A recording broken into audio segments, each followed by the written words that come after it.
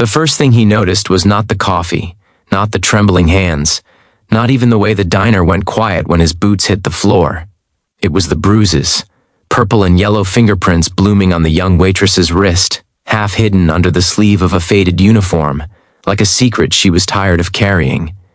In that moment, the biker gang leader who had terrified an entire town for years felt something crack open inside his chest, something raw and unexpected, and nothing that followed would ever be the same again.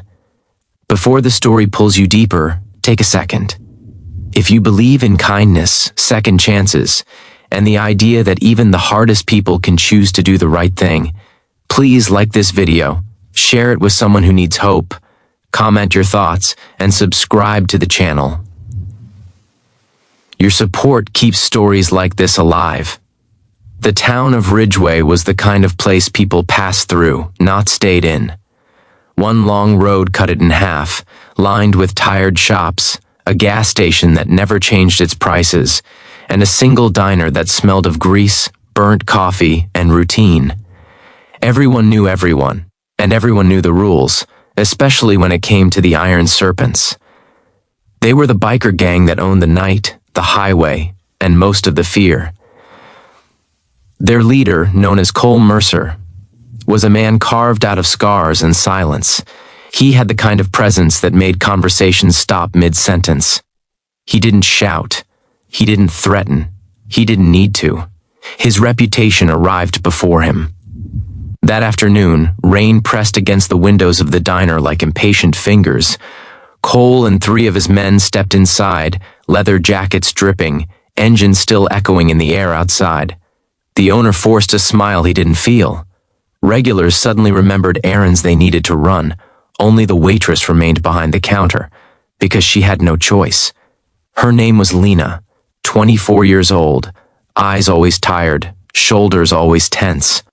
She had been working double shifts for months, saving money she never seemed to have enough of, surviving a life that had quietly boxed her in.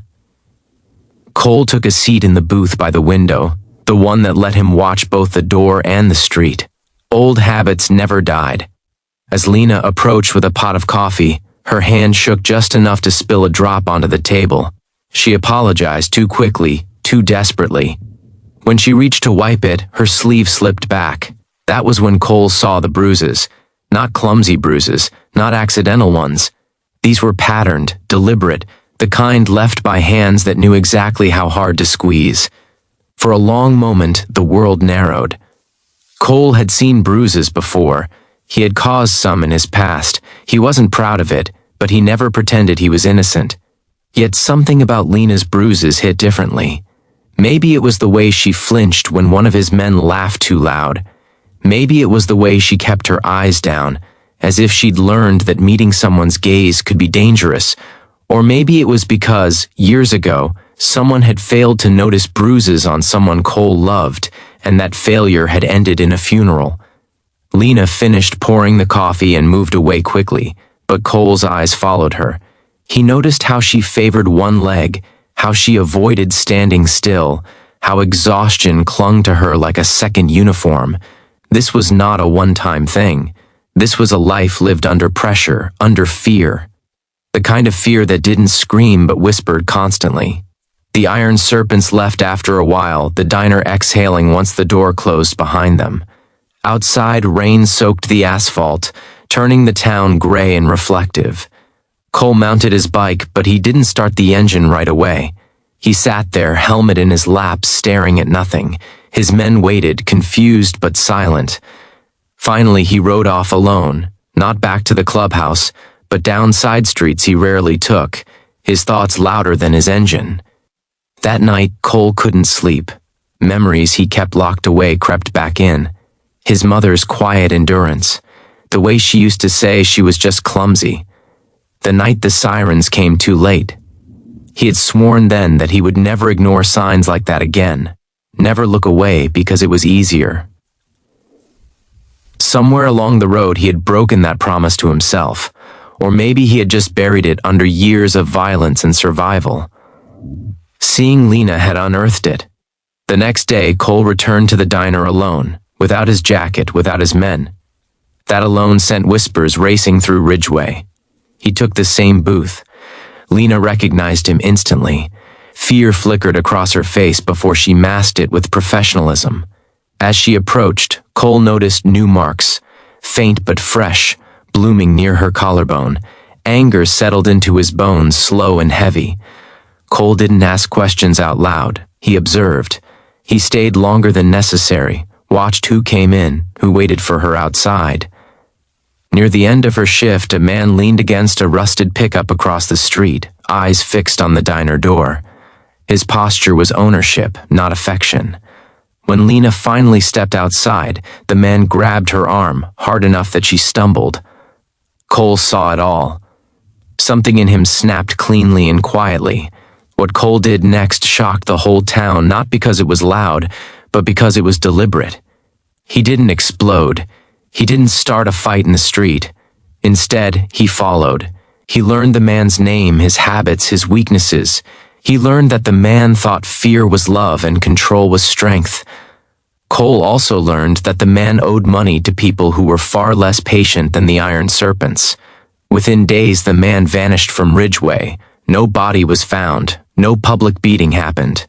Rumors spread like wildfire. Some said he ran. Some said he was warned. Some said he was given a choice. The truth stayed locked behind Cole's eyes. What mattered was that Lena came to work one morning without new bruises. What mattered was that she started standing a little straighter. The town noticed changes beyond that.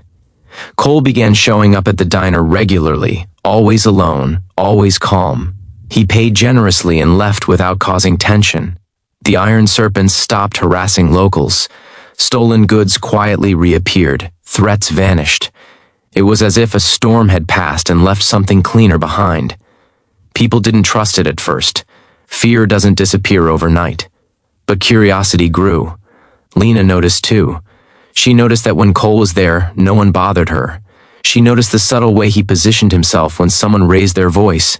She noticed the respect, not demanded but offered. Slowly, the constant knot in her chest loosened. She started saving money again, real money.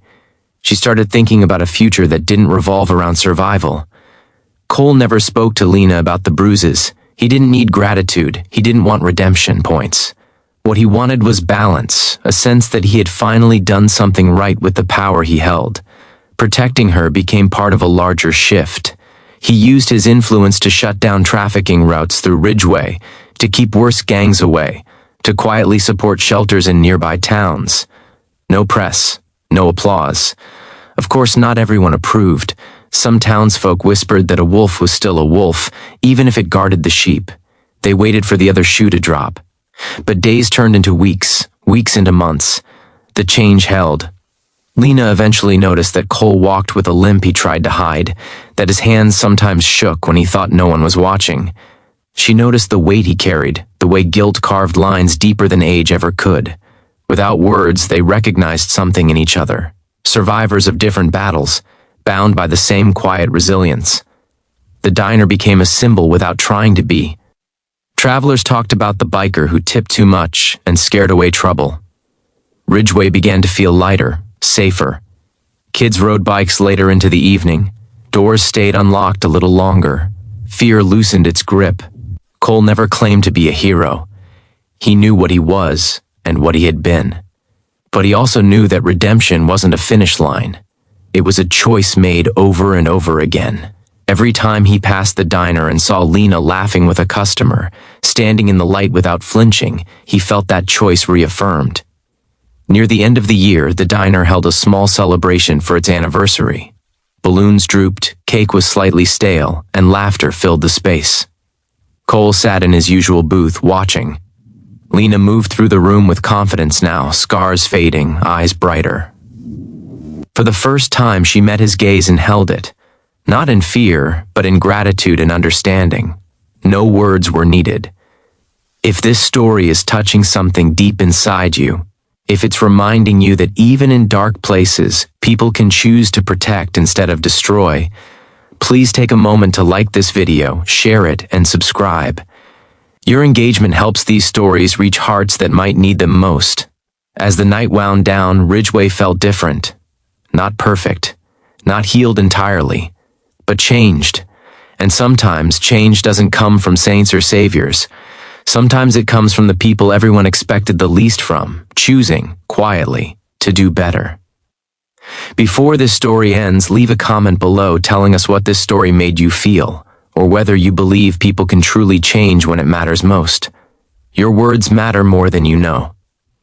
The rain returned later that night, soft and steady, washing the streets clean. Cole rode past the diner one last time before heading out of town for a while, the neon sign reflecting off wet pavement. Lena locked up behind him, safe, unafraid, carrying a future that finally felt like her own. And in a town that once lived in fear, hope settled in, not loudly, but firmly, like bruises fading into skin that remembered how to heal.